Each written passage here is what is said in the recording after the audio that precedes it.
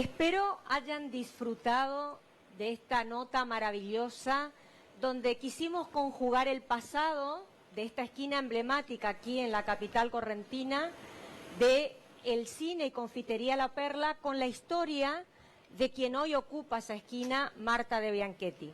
Muchísimas gracias al arquitecto Miguel Ángel Riera por brindarnos sus conocimientos, a la señora Rosita Liotti por darnos su testimonio y a Marta de Bianchetti por abrirnos las puertas de su lugar. Y bueno, ahora vamos a viajar un poquito. Vamos a ir a una joya que fue declarado Poblado Histórico Nacional. Esta joya se llama Caacatí.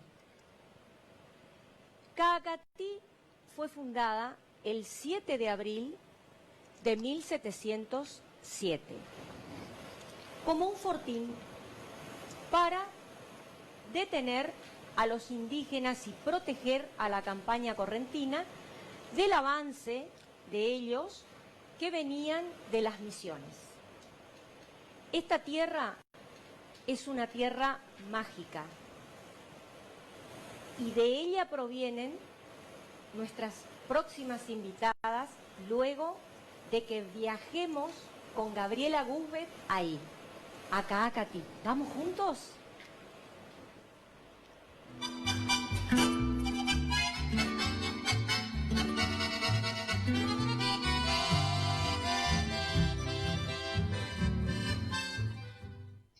Solo se ama lo que se conoce, y saber de dónde venimos es importante para conocernos. Descubrir aquellas cosas que nos definen como auténticamente correntinos. Somos hijos de una tierra con su propia música, sabores, aromas, tradiciones, religiosidad y un paisaje de esteros bañados en montes cercados por ríos. Hoy llegamos a Caacatí, un antiguo pueblo de Corrientes que su nombre se traduce como hierbas aromáticas. Vamos a descubrir y mostrarte la belleza de este lugar declarado Poblado Histórico Nacional. Recorro sus calles y voy al corazón del pueblo, la Plaza 25 de Mayo, para charlar con quienes van a relatarme la historia, los inicios y los personajes destacados de este pueblo.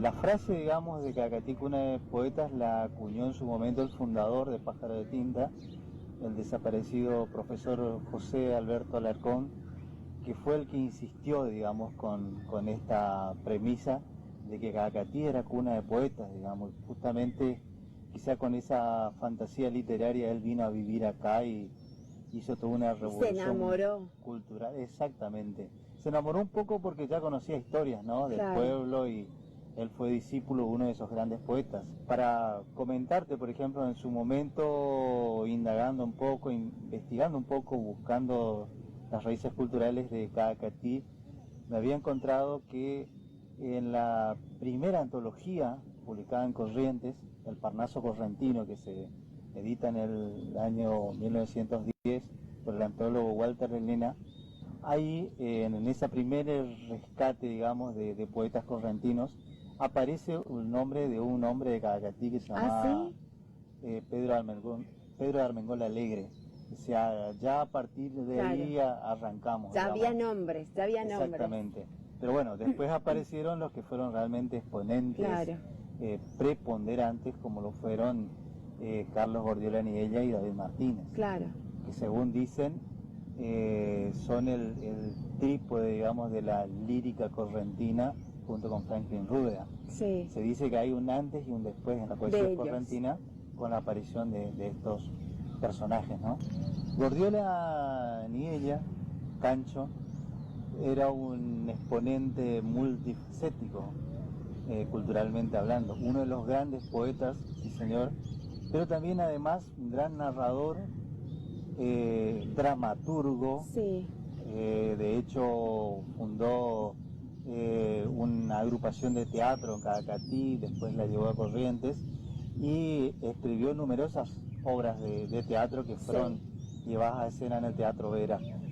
También fue titiritero, fue escultor y fue pintor. Y bueno, puntualmente como poeta, por supuesto, es indiscutida su trayectoria y muy prolífico además su producción literaria. Él era un hombre que evocaba, digamos, a la tierra, a la nostalgia también, con ese, por ejemplo, Mi luna de allá, siempre nutriéndose también, igual que su coterráneo David, de la nostalgia y de los elementos, digamos, de su pueblo. Esto fue aproximadamente en el año 35, 36 más o menos, donde dice ser que él no pisó la facultad ni un día, ni siquiera conocía el Frente Verde. Creo que iba al Tortoni, ¿no? Al famoso café. También iba al café, pero también iba al subsuelo de un hotel, no sé si Hotel Alvear o algo así que había en esa época. De hecho, él recorría todos los reductos culturales de aquella donde época, se ¿no? encontraban los exponentes. Así a crear. Se hizo muy amigo él de una chica, una actriz que se llamaba Blanca Puesta, que fue quien un poco la incluyó en esas tertulias. Ahí pudo conocer también a Benito Quinquela Martín y conocerla a Alfonsina Storni, con la que se trabó una amistad, ¿no? Y había una admiración muy profunda de parte de él hacia ella. Decía que era una personalidad impresionante, que él cuando la vio por primera vez como que quedó... flasheado. No, dijo, quedó desilusionado. Cuando la vio así, dijo, no le generó nada. Pero después cuando empezó a hablar con ella quedó obnubilado, porque dijo, en una grabación recuerdo decía, era feucha la pobre, dice, pero cuando empezaba a hablar te agarraba un quédate quieto. No, y bueno, eso pinta, de hecho él escribió en muchas ocasiones la admiración tremenda que tenía por hacia ella, ¿no? Bueno, y luego él vuelve a Corrientes. Vuelve a Corrientes, no, en razón de que los padres se dieron cuenta de que él... La carrera no iba. No iba, entonces corta en su vida bohemia, poética, cultural de Buenos Aires. Y él creo que sobrino nieto de un obispo. El obispo Niel, del obispo de Corrientes. Exactamente, sí, el primer obispo correntino. Sí, tiene sus relaciones y bueno, también el profesor Alarcón hacía un análisis de lo que eran sus convicciones por ahí contradictorias, ¿no? Porque por momentos era antirreligioso, y por momentos era muy religioso, teniendo en cuenta que era sobrino, además era ahijado del obispo Niella. Era una personalidad muy compleja, ¿no? La de Cancho. Bueno, él retorna acá a Caacatí efectivamente y lo espera un puesto de maestro en la escuela 54.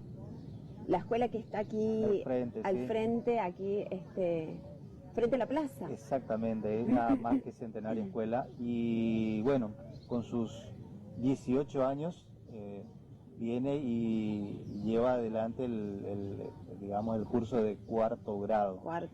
Después, bueno, se traslada a Corrientes. Y ahí enseñaba en la penitenciaría. También, sí. También estuvo en el leprosario. Sí, en la penitenciaría estuvo mucho tiempo. Fue profesor del Instituto Josefina Conte. Una trayectoria, un trabajo realizado. No, una vida, ¿no? De trabajo dedicada a la docencia y a la cultura. Y gestor cultural, porque era muy amplio, como dijiste. Exactamente, sí. ¿Y qué nos puedes contar de David Martínez?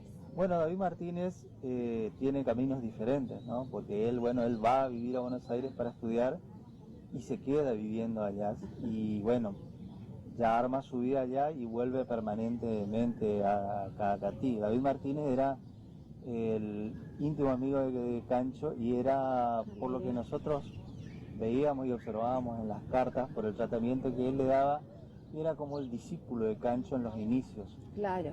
Porque al principio, cuando eran muy jovencitos los dos, se empezaban a mostrar lo que hacían, ¿no? Sí. ¿Te imaginás en un contexto de un pueblo donde los recursos no son como los de ahora? Por supuesto. Que los medios de comunicación no eran tan contundentes como hoy día. Se tenían que buscar los pares, digamos, los que hablaban como un idioma similar. Claro, en un pueblo donde tal vez en ese momento no era común como hoy, eventos culturales, talleres literarios. Y ferias del libro. Exactamente, y que bueno, ellos hablen ese mismo lenguaje, ¿no? Sí. Los primeros poemas, o cuando escribía algo, David, ya estando en Buenos Aires, le mandaba a Cancho, cuando Cancho terminaba un libro, le mandaba los textos originales a David. Y bueno, David, por suerte para él, encontró su beta allá y desarrolló una vida cultural muy intensa, muy importante además. Como te decía, él es uno de los baluartes de la poesía correntina, y tal vez de una perspectiva un poco diferente por las otras cosas que él conoció, por tenía otra mirada, digamos, sí. Otra mirada, y además seguía estando en un ambiente donde estaba el surrealismo en su apogeo, había antólogo, ¿no?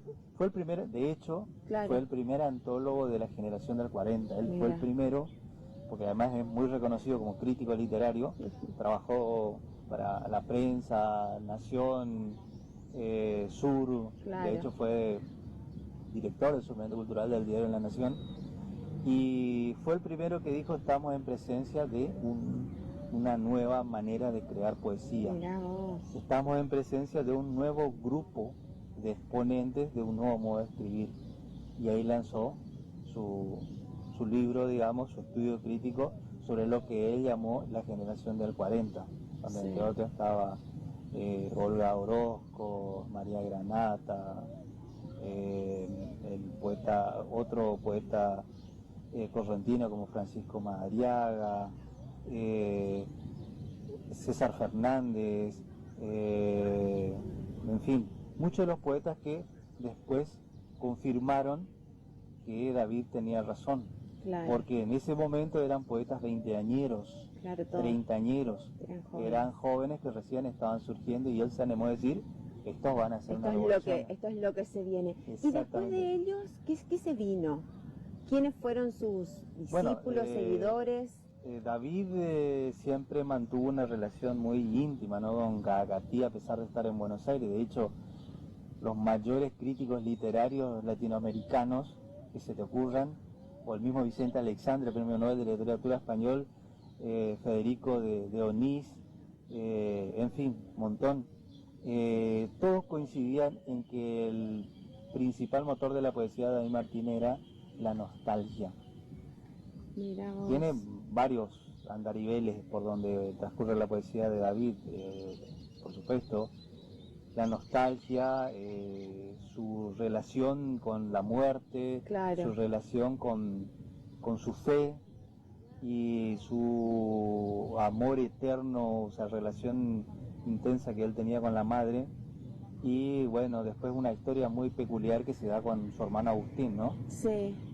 Como que de hecho eso generó en su momento una película. David tuvo un hermano que fue el único que quedó en la casa paterna, y que por algún raro designio, alguna rara ocurrencia de él, conservó la casa como estaba, como era. Y ahora es museo. Y ahora es museo, gracias a eso es museo. Claro. Conservaba los manuscritos originales de David, los libros, conservó el almacén de ramos generales de la familia con lo que había encerrado en el 50, los 50. Y era como que se crea una relación impresionante entre los dos hermanos. Hay unas cartas donde se nota eso cuando uno hace el seguimiento, y él da la sensación que él siente como que el hermano le está manteniendo ese mundo mágico de su infancia. Para que él siga creando, eso es lo que le llevaba a la creación. Acá potente todo el tiempo creando cosas. Él venía a Caacatía a reescribir, a releer lo que te había escrito en Buenos Aires, en ese espacio que era suyo. Claro. Y que el hermano lo mantenía para él, digamos, un poco de eso se trata esa fantasía. Y realmente, evidentemente, David la creía así. Claro, y lo unía eso a su creación. Exactamente. Bueno, a raíz de todo eso, ocurre que a principios de los 80 llega a Caacatí el profesor José Alberto Alarcón. Claro. Un gran poeta. Y también. él es adoptado, digamos, él se queda, se instala, luego acá se enamora, seguramente. Exactamente, se enamora, ya se enamoró antes seguramente con todo lo que decía Cancho. Sí. Y bueno, funda su familia, funda su vida acá, hasta que bueno, desafortunadamente fallece a los 47 años, pero habiendo desarrollado, digamos, una revolución cultural en el pueblo, digamos. Él decía, acá hay algo, acá tienen que haber más poetas. Claro. Él era profesor de lengua y literatura y digamos, siempre fogoneaba con la poesía y bueno, ya empiezan a surgir alumnos. Claro. Crea Que vienen después. taller literario con la idea de que sea como Que se siga manteniendo, claro, ¿no? un grupo cultural. Claro, un grupo cultural que sigue hasta hoy. Claro, pero bueno, inicialmente eran más los poetas y bueno, en ese entonces se decide que no sea un grupo cultural, digamos, amplio, sino que sea exclusivamente Claro. un grupo literario. Literario. Se elige el nombre, que es Pájaro de Tinta, y bueno, de ahí fueron pasando muchísimas generaciones. Sí. No todos después siguieron escribiendo poesía, pero estoy seguro que en todos quedó la semillita, Claro, quedó la sí, huella sí, sí. de Pájaro de Tinta y Sí. digamos de la guía de José Alarcón.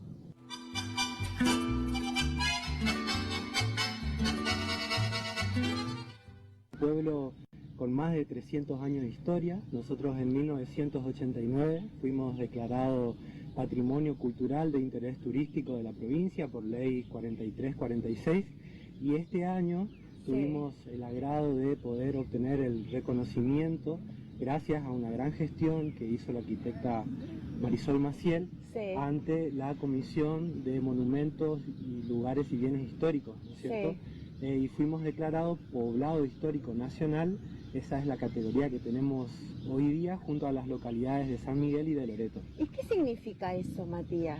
Es un reconocimiento a un espacio, ¿no es cierto?, a un lugar tan tradicional, tan histórico, porque bueno, Cacatí, según las cartas anuas, por ejemplo, de el padre Domenech, allá por 1637, que sería como prácticamente el primer encuentro que tiene el guaraní nativo, ¿no es cierto?, de nuestro lugar con el español. En esa interacción tenemos, digamos, parte de lo que se inicia como nuestra identidad, ¿no? Claro.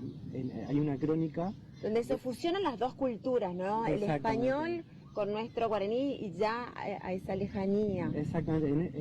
En esa misión, por ejemplo, tenemos la justificación de por qué nosotros tenemos a la Virgen del Rosario como patrona nuestra. ¿Por qué? Contanos. Porque esta misión, que parte desde la Candelaria, que era la capital de la Compañía de Jesús, a la Reducción Franciscana del Santa Lucía, va a partir del 7 de mayo de 1637 y al cuarto día llegan a este lugar donde se encuentran con 83 nativos quienes le referencian que este lugar en lengua guaraní se llamaba Cacatí, que en español quiere decir lomada vaporosa de olor fuertes de sus hierbas originales. Claro, porque Cacatí, la etimología, ¿cuál sería?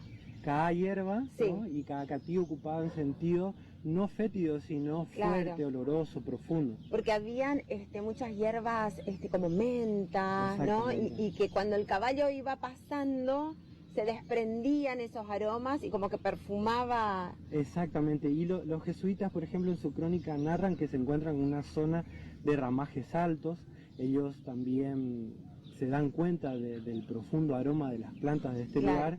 En esa interacción, por ejemplo, son recibidos de buena manera, son 83 quienes les ofrecen descansar en sus tabas, que eran construcciones hechas con viviendas a través de material vegetal. Y como señal de que ellos, de ese encuentro, los van a bautizar a los 83, van a continuar su derrotero y dejan tallada la imagen de la Virgen del Rosario en el tronco de un árbol. Y es la primera vez que tenemos nosotros y en la catedral, y en la catedral, digo, en la iglesia principal está la Virgen del Rosario. Exactamente, que nosotros a principios de 1900 vamos a cambiar nuestro nombre guaranítico y vamos a pasar a denominarnos General Paz. Sí. nuestra ciudad y todo el departamento, ¿no es cierto? Y para 1971, con las gestiones de la intendenta de ese momento, llamada Emilce Fava Sánchez Negrete, una señora que ha hecho una gestión muy progresista en nuestro lugar, se cambia a través de una gestión con el gobernador Navaja Artaza el nombre, retornamos a nuestro nombre guaranítico y nos vamos a llamar a partir del 71 Nuestra Señora del Rosario de Caacatí. Combinado con tanta naturaleza, esta plaza es fantástica el verde, la energía que tiene, cómo te desconecta. Exactamente, sí, estamos nosotros también rodeados de una arquitectura muy particular. Tenemos un 80%, ¿no?, de las casas coloniales aún en pie, ¿no es cierto?, del total que existe en la provincia, entre las localidades de Loreto, San Miguel y Caacatí, se conserva, ¿no? Somos como las localidades donde aún sigue este patrimonio en pie, y por eso, bueno, hay toda una apuesta interesante como para poder... Una puesta en valor para que esas edificaciones continúen. Exactamente, como por ejemplo podemos apreciar aquí en la esquina, la italianizante o pompeyana, ¿no es cierto? Son los dos estilos de casa el contraste, ¿no? Exactamente, el contraste. De los siglos XVIII, XIX, que aún la gente, ¿no es cierto?, porque tiene que ver con esta identidad y esa toma de conciencia que tienen los vecinos, de que realmente también saben lo que tienen. Claro, y lo cuidan, lo conservan entre todos. Por eso aún tenemos muchas casas en pie también. Matías, ¿y por qué un obelisco en la plaza? Es una interesante pregunta, ¿no?, teniendo en cuenta nuestra identidad, nuestra idiosincrasia, pero tiene que ver con el centenario de los festejos que se dieron en el país por la Revolución de Mayo. En ese momento, el intendente de Caacatí, con muchos vecinos, querían de alguna manera establecer en este lugar un monumento que reseñe eso. Habían pedido, ¿no?, habían juntado firmas y pidieron a la Comisión Nacional que le envíen el monumento del General Paz. Es enviado, está corroborado de que el monumento sale, ¿no es cierto?, en el tren Urquiza, descarrila al ingresar prácticamente a la provincia, cae al estero, ese monumento no llega a tiempo, y entonces la comunidad decide buscar una imagen representativa, y lo que nos llegaba, ¿no es cierto?, en ese momento era la figura del obelisco de Buenos Aires. Entonces se buscó emular esa pirámide, y es lo que tenemos aquí nosotros emplazado en nuestra Plaza 25 de Mayo como un mojón de ese aniversario del centenario de la patria. Y contame sobre el patrimonio arquitectónico de las 4 esquinas. Las 4 esquinas es un patrimonio arquitectónico muy interesante. En 1999 un grupo de arquitectos del NEA corroboraron, ¿no es cierto?, la presencia de esas construcciones, también corroboraron la forma en la que se mantenían y se mantienen aún los materiales, con las zapatas originales, también con las tejas, ¿no?, francesas, y fue presentado en un simposio donde fue reconocido esa esquina, ¿no?, como un patrimonio de Sudamérica, junto a otros patrimonios de Bolivia, de Perú, de Colombia. Es una de las pocas esquinas del mundo que aún conservan en sus 4 esquinas, valga la redundancia, propiedades, viviendas que mantienen el estilo mestizo criollo colonial con columnatas.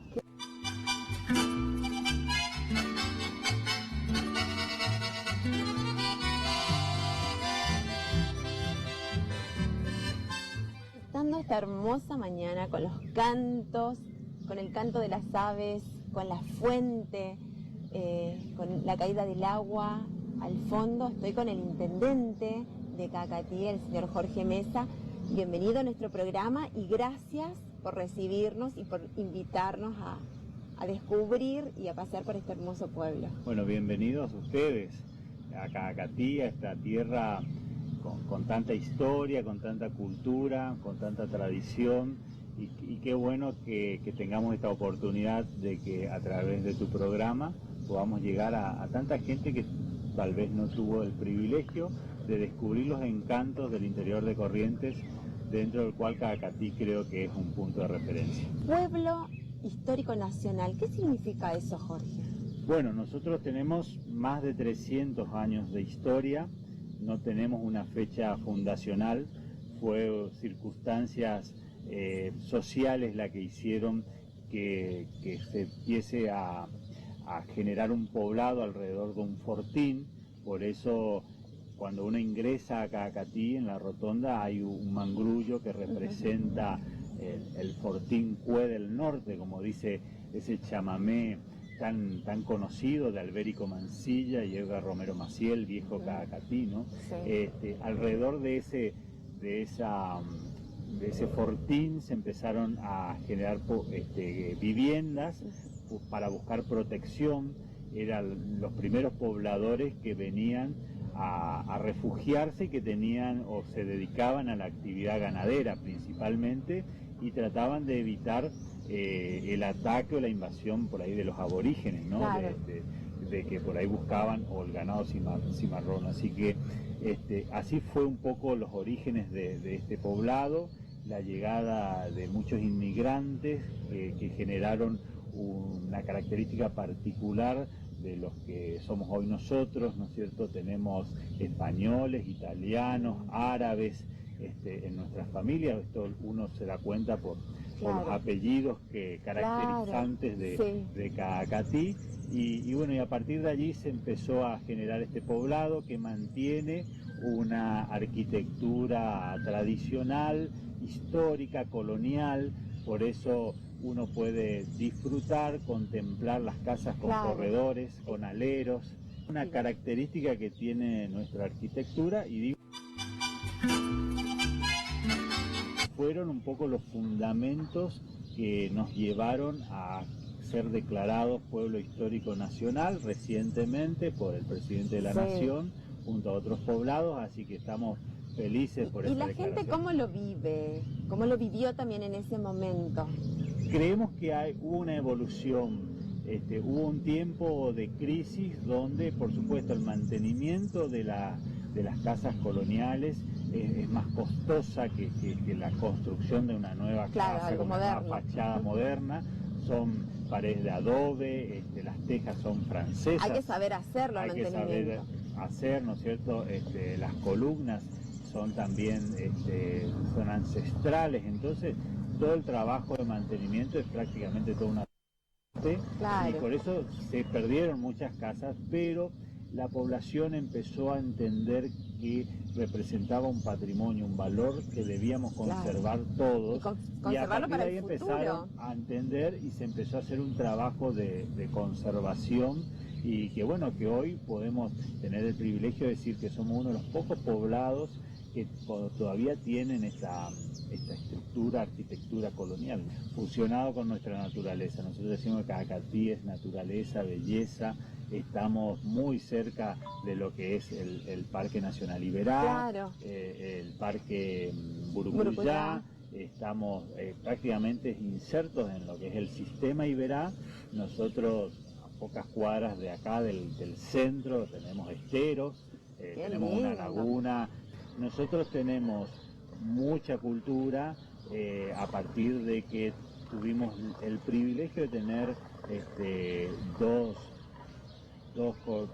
grandes poetas que nacieron en Caacatí, uno de ellos creador de lo que se llama la lírica correntina, como Juan Carlos Gordiola Niella y David Martínez, que fueron nuestros fundadores, nuestros pilares, y después de ellos surgió un sinnúmero de poetas contemporáneos como José Alarcón, Rodrigo Galarza, que está en España con el arte de la literatura.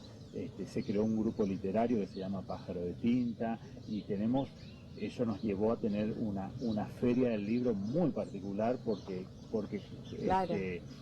reúne a muchos poetas, a muchos escritores famosos. Todos los meses de septiembre de cada año se realiza la Feria del Libro en la Biblioteca Popular Juan Manuel Rivera, que es una biblioteca también centenaria. Y también tenemos músicos de la talla de las hermanas Veras, de Paquito Úbeda, de Oscarcito Sánchez y otros tantos también que supieron llevar nuestra música por todo el país, ¿no es cierto? Y por todo el mundo. Las hermanas Vera estuvieron haciendo una recorrida mundial, una gira mundial con motivo de sus bodas de oro. Y en el deporte también, que decirles de que somos compoblanos de Maxi Mesa, que fue jugador de la selección, de Keco Villalba, que fue un poco el que abrió las puertas, jugador de River, que ahora está en Brasil, de Nico Contín, que está en Gimnasia y Esgrima de la Plata, y bueno, otros tantos también. Y vi varios carteles de estos deportistas, así que eso me encantó también, como el pueblo, su gente también los apoya y los acompaña. Son humildes homenajes que lo hacemos porque son personas que cuando sus tiempos le dan, vienen a Cacatí, vuelven y andan por las calles y se encuentran con nosotros, con quienes somos sus amigos, familia, ¿no es cierto? O sea, son uno más allá de que uno, por supuesto, entiende de lo que tienen la fama que adquirieron, pero son uno más y ellos creo que vuelven un poco a pisar tierra. Claro, se regocijan acá con su gente.